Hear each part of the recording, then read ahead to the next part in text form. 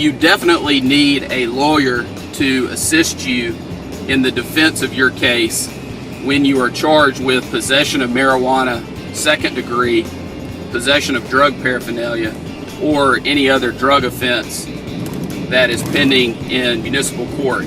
Under Alabama law, the maximum amount that you can be fined in a municipal court on a Class A misdemeanor, such as unlawful possession of marijuana second, is $500. You can also be sentenced up to 6 months in jail.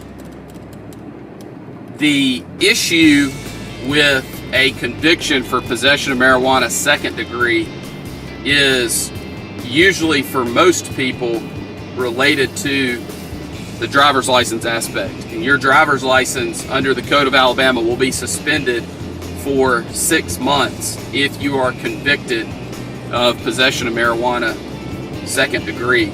The collateral consequences of a conviction for possession of marijuana second degree in a municipal court, those are very severe as well.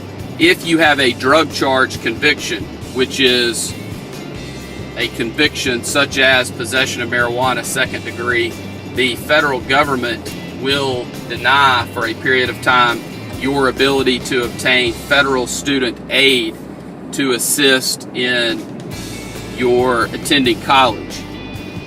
Also, you could be passed over for promotions at your job if you have a conviction, or you could be denied employment or terminated with a conviction for possession of marijuana second degree. In addition, if you have a professional license, it is very, very, very important that you understand that if you are convicted of a drug offense, depending on what your board requires, you will likely be required to notify your board either immediately or on renewal that you have been convicted of a drug offense. It's very, very, very important that you do everything within your power on the front end to avoid a conviction so that you can protect your professional license. Even if you are charged, there may be a requirement that you report that to your board, but if the charge is dismissed, you will not suffer any of the other collateral consequences, and you may not be subject to discipline by the board that issued your license. There is no question that you need counsel when dealing with any drug charge, but especially possession of marijuana second. The other drug charge I want to talk to you about is possession of drug paraphernalia. On any traffic stop or any encounter with the police, if they find something that could be construed to be used to make or cultivate or use any type of drug, they can charge you with possession of drug paraphernalia. If you look at Alabama Code Section 13A-12-260, it lays out about 15 ways that an item can be used in a way that would constitute drug paraphernalia. In addition, it goes through a list of items that I will not go over with you here.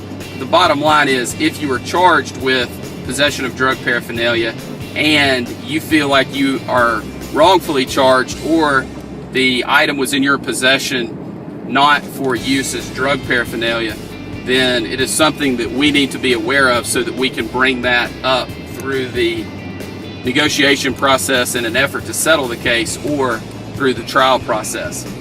It's important for you to understand that there are multiple options on resolving drug cases that help you to avoid a conviction. That is the goal in every single drug case, is to avoid a conviction for the charged offense. It is important that you have competent legal counsel who has handled thousands of Alabama criminal cases and who has the experience and the knowledge necessary to get you the best result possible on your case. We are members of the Alabama Criminal Defense Lawyers Association, the National Association of Criminal Defense Lawyers. I am also a member of the Texas Criminal Defense Lawyers Association.